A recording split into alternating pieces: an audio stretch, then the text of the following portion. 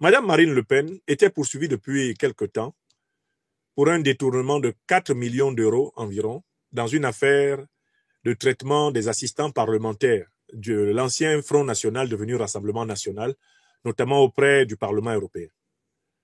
Les fautes qui ont été commises sont incontestables. Du point de vue du droit français, elle n'avait pas le droit de payer autant d'argent à des gens qui ne faisaient aucun travail. La condamnation qui a été faite par les juges est basée sur la loi. Aucun fait n'a été remis en cause. J'ai suivi l'affaire. La défense de Marine Le Pen n'a pas dit que Marine Le Pen n'a pas détourné l'argent public. Mais la défense a dit que ce détournement ne lui a pas profité à elle. Ça a profité à ses attachés parlementaires. Hein? Ça ne lui a pas profité à elle. Elle n'a pas fait d'enrichissement personnel. Voilà l'axe de la défense. Mais peu importe. Les juges l'ont condamné. Avec exécution immédiate. 7 ans de prison ferme et 5 années d'inéligibilité. Ce qui veut dire que l'élection présidentielle qui a lieu en 2027, elle n'est pas dedans. Bienvenue dans l'analyse politique du professeur et président de Institut de l'Afrique des Libertés, le docteur Franklin Nyamsi. N'hésitez pas à aimer la vidéo et la partager avec vos amis. C'est parti.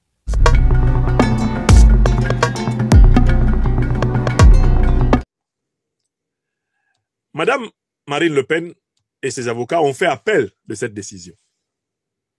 Mais qu'est-ce que nous observons? D'abord, pourquoi les juges ont-ils pris cette décision?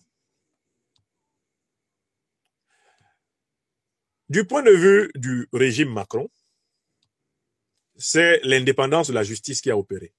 Monsieur Macron se tient à bonne distance de cette affaire, il s'en lave les mains et dit « je ne veux pas me mêler des affaires de justice ». Ça, c'est la posture de Macron. D'accord? Or, moi-même, dans les affaires qui m'opposent ici au régime Macron, j'ai eu l'occasion de vérifier que M. Macron, son régime se mêle énormément de la justice et manipule la justice. Par exemple, dans une affaire qui a été montée de toutes pièces ici contre moi, la procureure du tribunal de Rouen, Mme Corinne Gérard, avait déclaré classer sans suite une accusation formulée contre moi. Lorsque les Africains du monde entier se sont cotisés pour m'apporter de l'aide, après que j'ai été privé de 3 mois de salaire par M. Macron, les Africains se sont cotisés pour m'apporter de l'aide. J'ai récupéré cette aide-là. M. Macron m'a fait traîner au tribunal en tentant de m'accuser de détournement. La procureure de Rouen, ici, là où je vous parle, Mme Corinne Gérard, elle a signé le 23 octobre 2023 une décision qui disait « Affaire classée sans suite pour infraction insuffisamment caractérisée ». M. Nyamsi n'a pas commis d'infraction. Il a récupéré l'argent qui lui avait été dédié par les donateurs, ses amis. Il n'a pas détourné. Il n'a abusé de personne. L'affaire est classée sans suite. D'accord? Le 23 octobre 2023, j'ai le document de classement sans suite. Et la loi française, la procédure pénale française dit que quand un procureur classe une affaire sans suite, plus personne ne peut la relancer. Mais pourtant, le 28 mai 2024, sous injonction de Macron, une personne de rang inférieur à Madame la procureure Corinne Gérard, une certaine Aliénor Darigo, substitut du procureur, le 28 mai 2024, elle réouvre le dossier et recommence à me poursuivre pour l'affaire qui a été classée sans suite. Elle travaille pour le compte du ministère de la Justice, le ministère de tutelle, c'est-à-dire, en fait, c'est le gouvernement, c'est Macron, c'est la cellule africaine de l'Élysée qui a instruit Mme Darigo de me poursuivre. Puisque Macron n'était pas content que Mme la procureure Corinne Gérard, sur la base du droit, ait dit que non. M. Nyamsi n'a rien fait. Donc moi, j'ai la preuve que M. Macron se mêle des affaires de justice. D'accord? J'ai la preuve sur moi. Quand il fait comme s'il ne s'est pas mêlé, il n'a rien à voir avec l'affaire de Mme Le Pen, moi, je ne le crois pas, sur la base de mon expérience personnelle. Mais je crois encore moins M. Macron quand je vois l'attitude de Bayrou, son Premier ministre, sans majorité parlementaire du reste. François Bayrou sait qu'il est Premier ministre parce que le Rassemblement national de Marine Le Pen a refusé de voter la censure contre lui. Si le Rassemblement national de Marine Le Pen avait voté la censure, en additionnant avec la censure de LFI de Jean-Luc Mélenchon, Bayrou serait déjà tombé. Et Macron aurait été contraint cette fois-ci déjà à la démission de la présidence de la République française. Le gouvernement Bayrou que vous voyez là a été sauvé par Marine Le Pen. Et quand Marine Le Pen sauvait ce gouvernement, c'était sous-entendu que Macron, indirectement, va influencer les juges pour qu'ils ne l'empêchent pas d'être candidate en 2027. Est-ce que vous comprenez? Quand Marine Le Pen et le Rassemblement national ont sauvé le gouvernement Bayrou de la censure de la gauche, le LFI, c'était en réalité implicitement parce que Marine Le Pen espérait de Macron, qui est président en exercice, qui a le ministère de la Justice, que celui-ci influença la justice de telle façon que dans l'affaire des parlementaires de l'Union européenne, elles ne sont pas condamnées. Voilà le business. Or, que fait Macron?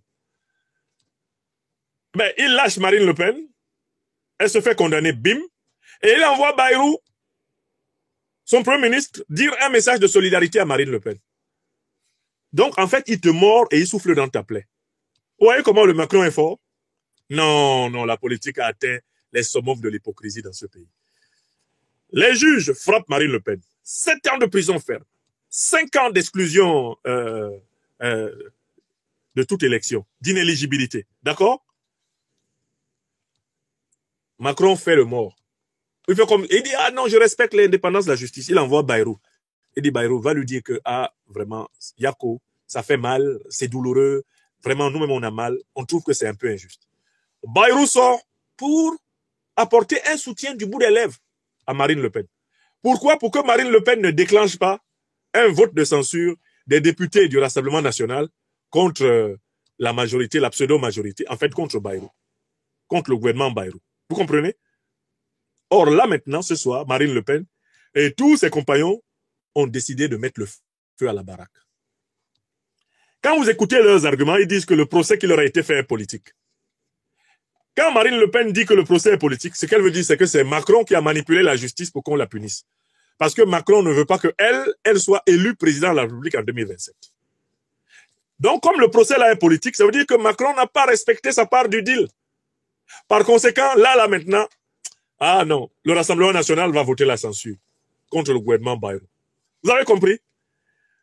Dès lors que Marine Le Pen s'est mise à menacer comme ça, elle a tempêté, elle est allée sur LCI, elle a tempêté, BFM, tempêté, CNews, tempêté, elle est allée sur RFI.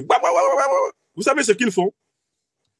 Voilà Gérard Darmanin, qui est actuellement soi-disant donc ministre de la Justice. Oh, vraiment, la France souffre.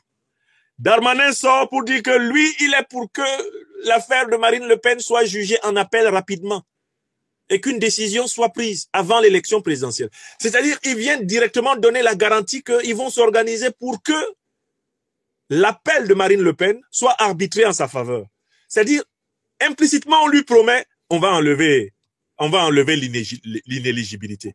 Tu seras éligible. On va même baisser la condamnation à une peine symbolique. Hein? Tu seras éligible. Pardon, il ne faut pas voter la censure ici. Si tu votes la censure, on va tomber. Voilà à quoi est réduite la politique française. Est-ce que vous comprenez? Du marchandage, de l'épicerie politique. Ils en sont à ça. Le gouvernement n'a pas de majorité. Le gouvernement Bayrou tient parce que Marine Le Pen n'a pas voté la censure. Marine Le Pen utilise sa censure pour dire à Macron, tu dis à tes juges de me lâcher. S'ils ne me lâchent pas, je censure. Si je censure, Bayrou tombe. Dès que Bayrou tombe, on appelle à ta démission. Macron demande à Bayrou et Darmanin d'aller la calmer. La baronne de Montretout, du château de Montretout. Allez lui dire que je vais mettre la pression pour que l'affaire en appel soit jugée. Vous savez, parfois les affaires en appel ici, elles se jugent 2 ans plus tard, 3 ans plus tard, les affaires en appel. Hein? Là, Darmanin sort pour dire, je donne des instructions fermes pour que l'affaire en appel de Madame Le Pen soit jugée dans un délai raisonnable. Est-ce que vous vous rendez compte? Un ministre de la Justice qui fait injonction au tribunal d'accélérer la procédure d'une femme politique afin de sauver une alliance politique qui a un attelage mal assorti, qui a un bric-à-brac. Voilà l'état de la France. Je dis bien, nous observons ces dernières heures une épicerie politique de bas étage. Nous observons des marchandages, du chantage de cours de récréation. La politique en France est tombée au plus bas niveau de l'estime de soi d'une république. C'est devenu une politique de courtisanerie, une politique de micmac, une politique d'arrangement en plein jour. Ça l'était en cachette. Maintenant, en fait, il y a désormais, en quelque sorte, c'est la niaiserie décomplexée qui règne maintenant en France. La niaiserie décomplexée. Alors, rétrospectivement, ça nous donne une leçon en politique africaine. Vous savez, Madame Le Pen a fait un voyage qui a fait couler beaucoup d'encre et de salive à N'Djamena. Vous n'avez pas oublié ce voyage-là, non? Elle a été reçue en grande pompe. Elle a été reçue comme chef d'État. J'espère que vous comprenez pourquoi elle a effectué ce voyage et pourquoi, je le rappelle encore, le président Mahamat Idriss Déby Itno a tenu à la recevoir. D'abord, elle a effectué ce voyage parce qu'elle voulait se donner davantage une dimension de présidentiable, afin de rendre beaucoup plus compliqué l'affaire des juges français, qui, elle le soupçonnait, se préparaient à la condamner lourdement pour le détournement de 4 millions d'euros. De l'autre côté, Mahamat Idriss Déby Itno, qui est aussi informé de la politique française, sait que, en fait, c'est Marine Le Pen qui tient le gouvernement français actuel. Je vous l'ai dit plusieurs fois.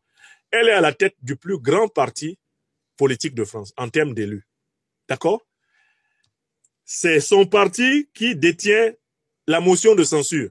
Si Marine Le Pen met la motion de censure, Mélenchon et RFI et LFI, la France insoumise, vont sortir, alors qu'ils sont les adversaires farouches de Le Pen, ils vont mettre la motion de censure en même temps et le gouvernement va tomber, ce qui va provoquer des élections présidentielles anticipées. Macron ne peut plus éternellement nommer des premiers ministres de paille. Vous comprenez? Mahamat Idriss Déby Itno, le président maréchal du Tchad, a fait l'analyse que, quoi qu'il arrive à cette femme, elle va peser sur la vie politique française dans les 3 prochaines années. Comment Marine Le Pen va-t-elle peser sur la vie politique française? Elle peut faire tomber Bayrou, donc elle peut faire tomber Macron.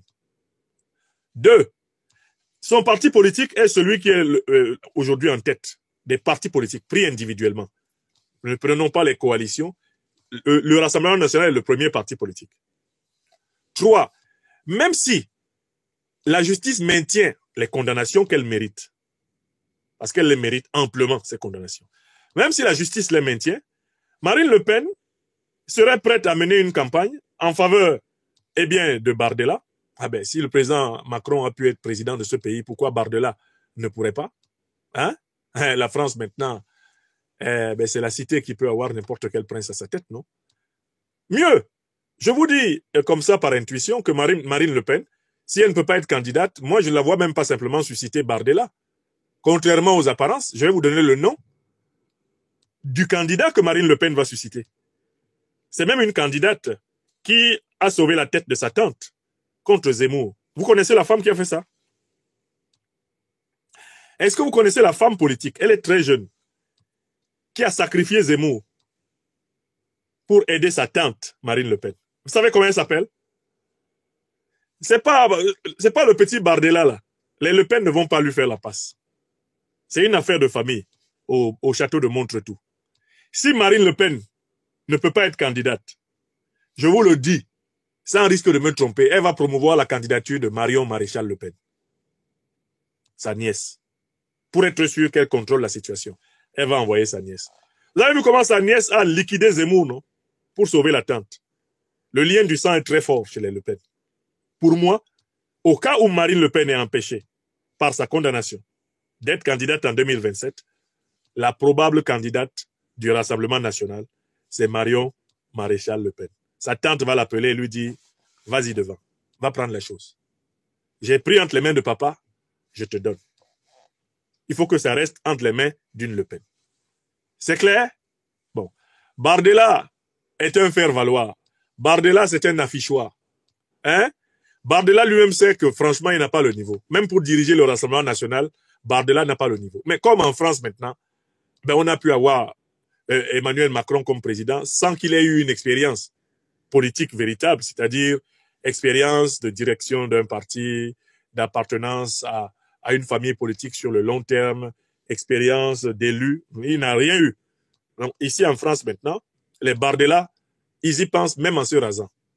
Même en ne se rasant pas. Hein? Mais honnêtement, je prévois que Bardella va être doublé. Si Marine Le Pen n'est pas candidate, la candidate probable du Rassemblement national, c'est la nièce Le Pen. Bon. Maintenant, je reviens à Marine Le Pen elle-même pour conclure mon raisonnement. Je vous dis souvent mes choses comme ça très tôt, non? On est quand là? Le 2 avril. Hein? On est le 2 avril. Je vous dis, la candidate, si c'est pas Marine, c'est Marion. C'est pas Bardella. Bardella, c'est le garçon de surface. Hein? C'est le technicien de surface des Le Pen. Il est chargé de nettoyer. Il est chargé de nettoyer le passage pour que les Le Pen passent. Bon. Maintenant, je viens sur Madame Le Pen pour l'amener à réfléchir à ce qui lui arrive. Son père et elle, tous leurs partis ont construit leur avenir politique sur la haine de l'étranger, la xénophobie. La fameuse préférence nationale n'étant rien d'autre que d'abord le mépris pour l'arabe et pour le noir. Le racisme français. C'est vrai ou c'est faux? Marine Le Pen, là, son père, elle, et ses successeurs bâtissent leur carrière politique sur la lutte contre les immigrés, la lutte contre les descendants d'immigrés, le harcèlement sur les Français d'origine africaine, les Français d'origine maghrébine, asiatique et consorts. Voilà leur fonds de commerce. Chaque fois que quelque chose ne va pas bien en France, on accuse un arabe, on accuse un noir. Quand ça ne va pas, on peut accuser un chinois. Hein? On se débrouille. Maintenant, on peut accuser un syrien, on peut accuser un afghan. Ça va. Si ça ne va pas, on accuse les manouches, on accuse les tchiganes, les gens du voyage. Là, ça va. Hein? C'est la faute à l'immigré. Ça, c'est le programme politique du Front National. C'est la faute à l'immigré. Bon. Or, nous sommes à quelle époque? Nous sommes à une époque symbolique sur la planète Terre qui est celle du rééquilibrage des rapports de force. On l'appelle en langage symbolique l'ère du Verseau. Vous êtes au courant de ça? Mes ancêtres Bassa Bantou appellent cette époque-ci Ngira Temninye, le temps du retour, de l'effet retour, le temps de l'action-réaction, le temps de la rétribution, de la rédemption des peuples. C'est ça, nous sommes dans cette ère-là. Vous voyez comment les processus s'inversent. Vous voyez comment le monde se rééquilibre. Vous voyez comment les puissances s'effondrent. Nous sommes dans ce temps. Mais ce qui arrive à Marine Le Pen là, mais c'est la conséquence de toute la haine qu'ils ont accumulée contre les peuples du Sud. Voilà madame qui vient maintenant chercher le soutien du président du Tchad. Mais écoutez, vous avez rempli les centres de rétention et d'expulsion du territoire français de Noirs. Et vous venez chercher le soutien du président du Tchad pour faire une carrière politique en France. Vous ne voyez pas que c'est la justice cosmique qui vous punit? Si un dirigeant français en est à venir chercher le soutien du président tchadien pour se donner une allure de présidentiable et se protéger de la justice française, n'est-ce pas le signe que l'Afrique est en train de reprendre sa position de puissance supérieure à la France? Moi, j'ai fait cette analyse-là, j'entendais des gens crier « Waouh, waouh, waouh ». Mahamat Idriss Déby Itno, à travers le rôle qu'il a joué dans la valorisation de Madame Le Pen, a affirmé que l'Afrique désormais va crânement influencer la politique des puissances occidentales. Les dirigeants africains ne vont plus se cacher comme les bongos se cachaient la nuit. Non, ils vont faire ça au grand jour. C'est ce que Mahamat a fait. Il a analysé la situation politique française. Il a dit, on monte, on descend. Marine Le Pen va peser sur la France. Même si elle n'est pas présidente de la République, hein, c'est elle qui va faire le président en 2027. Écrivez ça. La dame que vous avez vue là, la dame au menton pointu là, et au visage carré nerveux là, c'est elle qui va faire le président de la République française de 2027. Si ce n'est pas elle, c'est elle qui va faire celle ou celui qui le sera. Donc Mahamat Idriss Déby Itno s'est assis à Amdjaras, il a calculé. Il a vu. Et au lieu de se cacher, de recevoir, non, il a dit, viens publiquement. Que je te donne ma bénédiction. Bonne chance. Va prendre le pouvoir en France. Je suis assis ici. Et c'est l'une des raisons qui ont conduit à la sévérité des juges envers Marine Le Pen. Parce que quand elle est allée au Tchad, le côté pervers de l'affaire, c'est qu'elle a énervé et Macron et les juges qui ont dit, mais elle se croit déjà présidente. Elle croit vraiment qu'elle va s'en sortir comme ça. Elle croit que ça va être facile. Mais c'est un parcours du combattant hein, pour arriver sur le fauteuil de l'Élysée. Mais on va la griffer, la baronne de Montretout. Ils lui ont mis un coup de patte. Mais je voudrais l'amener à constater, Marine Le Pen et les gens du Rassemblement national, tous les haineux là, qui, je ne sais pour quel motif, se croient supérieurs aux citoyens français d'origine africaine, d'origine maghrébine, d'origine asiatique. Vous tous là, qui avez cette opinion, sachez que vous allez payer cela d'une dégringolade ici en France. La loi d'action-réaction est à l'œuvre. tous ceux qui ont du mépris pour les innocents, pour les peuples victimes de la planète, tous ceux-là vont connaître la décrépitude. Je dis bien la décrépitude. Et c'est ce à quoi nous assistons. Excusez-moi, je branche un peu. C'est ce à quoi nous assistons actuellement. Vous comprenez? C'est ce à quoi nous assistons actuellement. Marine Le Pen paye pour toute la haine que son père, elle et leur parti ont répandue contre les immigrés. Et il faut qu'elle sache que ce n'est pas fini. Karma is a bitch. Voilà pourquoi, tout en comprenant qu'elle soit victime du complot de ses adversaires politiques en France, qui manipulent la justice pour empêcher qu'elle accède à la présidence de la République, mais je ne ressens aucune compassion pour elle. Parce qu'elle n'a aucune pitié pour les Africains. Le Rassemblement national est un parti qui a un mépris profond pour les Africains et qui croit faire son malin en venant tirer son épingle du jeu africain uniquement pour conforter son pouvoir. D'où je conclus. Aucun pays africain, même le Tchad du président Mahamat Idriss Déby Itno, ne doit compter sur le Rassemblement national ou sur n'importe quel parti politique français pour son avenir politique. Alors, les pays africains peuvent en effet influencer comme ils peuvent la scène politique internationale en fonction de leurs intérêts vitaux. C'est leur droit. C'est ce qu'on appelle la géopolitique, la géostratégie, la diplomatie. C'est leur droit. Mais il faut que nous nous débarrassions de l'illusion que beaucoup d'entre nous avons entretenue. Malheureusement, tous nous sommes passés par cette illusion, qu'il y aurait en France une famille politique française qui a vraiment et sincèrement intérêt à ce que l'Afrique soit souveraine. Chers téléspectateurs, vous avez été les témoins privilégiés de cette analyse politique profonde et inspirante avec le docteur Franklin Nyamsi. Maintenant, c'est à vous. Réagissez en commentaire, partagez vos réflexions et vos idées. Si cette vidéo vous a éclairé, n'hésitez pas à l'aimer et à la partager avec vos amis. Ensemble, nous construisons l'Afrique de demain.